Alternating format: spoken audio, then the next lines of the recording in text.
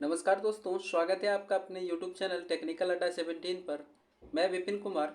आज हम माप और मापक यंत्र चैप्टर से बनने वाले कुछ महत्वपूर्ण ऑब्जेक्टिव प्रश्न करेंगे।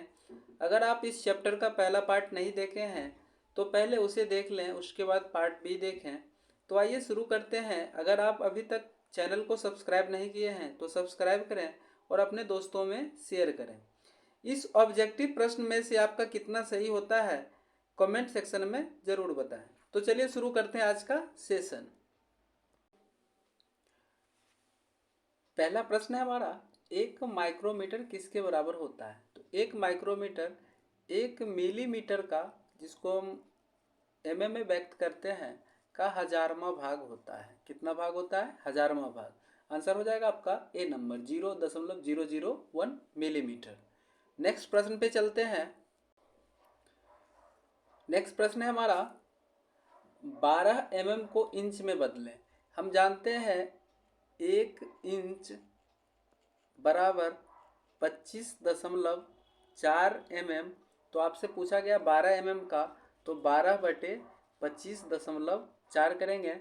ये आपका 0.472 के समथिंग आता है। सी नंबर ऑप्शन सही हो जाएगा। नेक्स्ट प्रश्न है हमारा, 60 डिग्री सी को फ़ारेनहाइट में परिवर्तित करें। 60 डिग्री सी को फ़ारेनहाइट में परिवर्तित करें तो कैसे कर सकते हैं इसको? हम जानते हैं, हम C/5 बराबर F-32/9। सी का मान दिया हुआ है 60/5 बराबर F-32/9। 12×5 = 60 कट गया। 12 को 9 से गुना करेंगे 108 बराबर F-32, वो इधर आएगा बराबर किस पर, तो F बराबर कितना हो जाएगा? 108 + 32 140। तो 140 ऑप्शन कौन सा में है? B number option, 140 degree Fahrenheit. Next प्रश्न पे चलते हैं। नेक्स्ट प्रश्न है हमारा, इंजीनियरिंग इस्पाती रूल का अल्पत माप क्या है। अल्पत माप क्या होता है? इसको इंग्लिश में लिस्ट काउंट बोलते हैं। लिस्ट काउंट मतलब अल्पत माप, सबसे न्यूनतम लिया जाने वाला माप, अल्पत माप। तो स्टील रूल से हम सबसे कम कितना ले सकते हैं? 0.5 का माप ले सकते हैं। अगला प्रश्न है हमारा, रैखिक मापन के रूप में किस उपकरण का उपयोग किया जाता है। आउटसाइड कैलिपर गलत, इनसाइड कैलिपर ये भी गलत, स्क्राइबर ये भी गलत, स्टील रूल सही हो जाएगा। स्टील रूल सही हो जाएगा क्योंकि हम जानते हैं रैखिक मापन के लिए steel rule, vernier caliper, micrometer इत्यादि का उपयोग किया जाता है। आपका ऑप्शन नंबर सी सही हो जाएगा। नेक्स्ट प्रश्न है, स्टील रूल बनाया जाता है। आपसे पूछा गया स्टील रूल बनाया जाता है, तो ये आपका आंसर हो जाएगा स्प्रिंग स्टील से। स्टील रूल किसका बना होता है? Spring steel. Steel rule spring steel से बनाया जाता है। अगले प्रश्न पे चलते हैं।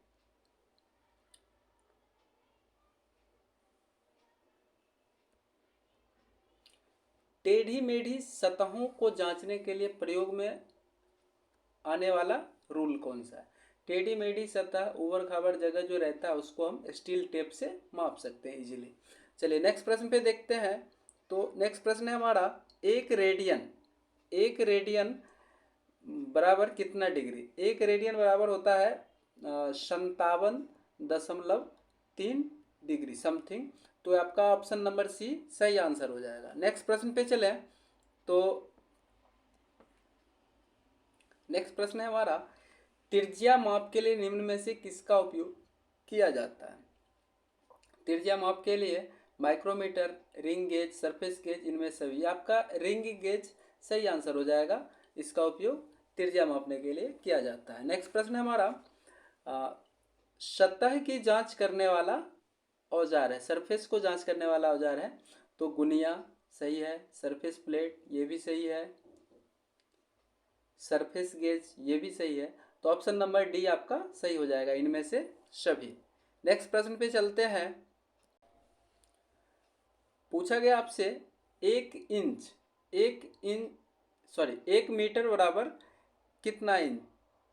तो 39.37 इंच भी होता है 1 मीटर बराबर, और साथ में 1.094 गज भी होता है। तो आपका सही आंसर हो जाएगा उपर्युक्त ए बी दोनों। चलिए नेक्स्ट प्रश्न पे चलते हैं।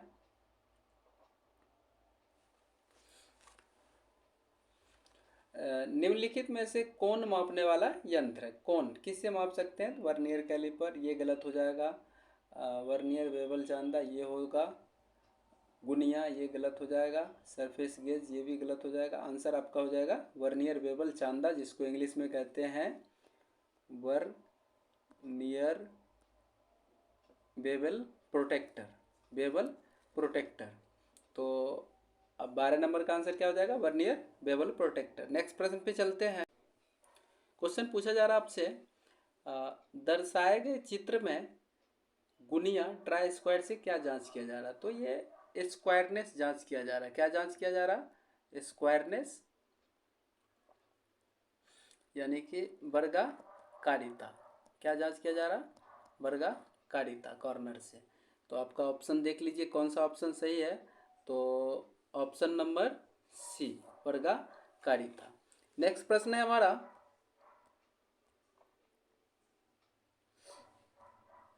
गुनिया ट्राई स्क्वायर का साइज लिया जाता है।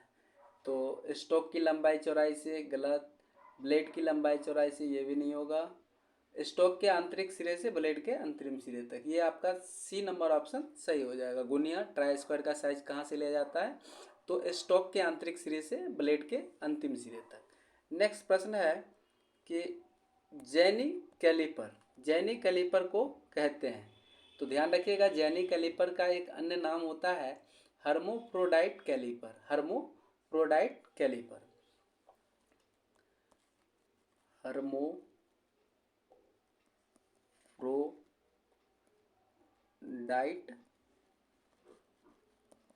कैलिपर। जैनी कैलिपर का एक अन्य नाम क्या हो जाएगा? हर्मोफ्रोडाइट कैलिपर। नेक्स्ट प्रश्न पे चल, आपसे पूछा जा रहा है, दर्शाए गए चित्र में कैलिपर का क्या नाम है? दर्शाए गए चित्र में कैलिपर का क्या नाम है? तो ये इनसाइड कैलिपर है, वो तो चित्र से दिख रहा है, साथ में स्प्रिंग भी लगा हुआ है इसको खोलने के लिए और कम करने के लिए, बड़ा करने के लिए, कम करने के लिए। तो ये हो जाएगा स्प्रिंग जॉइंट कैलिपर। ऑप्शन देख लेते हैं कौन सा ऑप्शन है। तो स्प्रिंग जॉइंट इनसाइड कैलिपर, आपका ए ऑप्शन सही हो जाएगा, spring joint inside caliper. Next प्रश्न पे चलते हैं। नेक्स्ट प्रश्न है, कैलिपर का साइज लिया जाता है, कैलिपर का साइज लिया जाता है। कैलिपर का साइज लेग की लंबाई से गलत, पॉइंट से रिवेट के मध्य तक, ये सही हो जाएगा। कुल लंबाई से, ये भी गलत। उपरोक्त सभी, ये भी गलत। तो आपका ऑप्शन नंबर बी सही हो जाएगा, पॉइंट से रिवेट के मध्य तक। अगला प्रश्न है हमारा,